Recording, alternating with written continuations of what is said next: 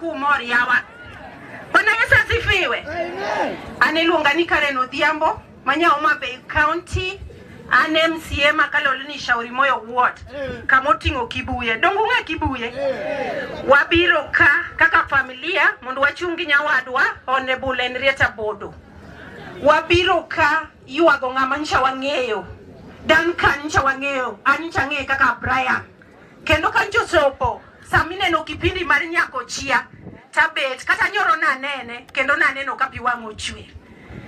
Brian ncho tugo moro e nyako chia kanyo nine odwaro kura kaka MCA. Koro ko campaign tanyise ni Brian ingi kucha. Samoro be kori amtawacho ni yes japiny ka wuogo kamano. To ng'ama ne mora mogik nen PM mar Brian. Osikma ni tenda piny rachoko ka to ging'e kaka gidhi. Koro nyocha omoro wa kaka wan jomancha neno kipindi mancha giketonwa e TV mara Mogi. Koro en kuyo makende kata ne jomancha gi act go ni koro Brian onge kindgi kendo koro dhi yweyo. But ok waluor, wang'e ni tho en chako ngima manyien miromo go gi Kristo. Koro ne familia atimo mos makende ni beduru gi chir kugeno ni ubro romo gi Brian chieng' moro. Atieko kawacho niya, nitie wer moro ma Deputy Speaker Chako tadwa ni wole motegno kaomo ni joka nyanam odwa e nota chien to wolo ni joka nyanam odwa e nota chien joka nyanam odwa e nota chien joka nyanam odwa e nota chien. Ero kamano.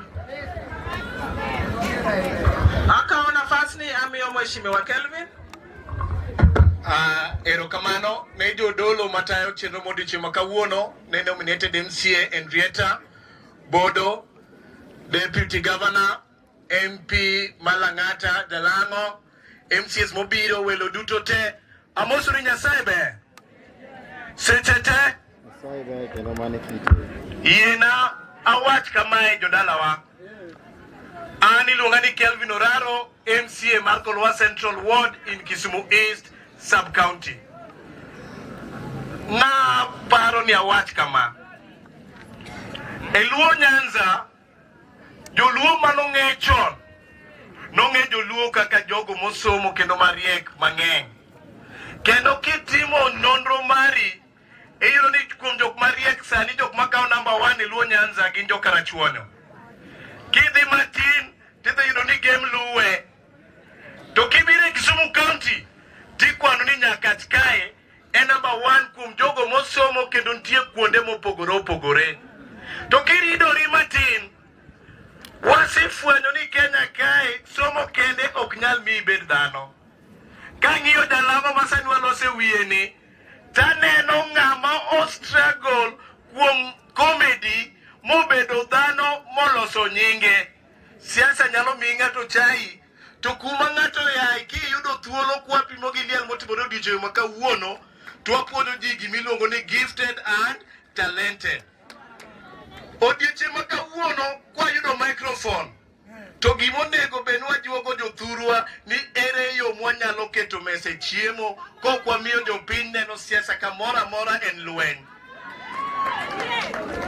Anda gombo wacho kama, anda gifted.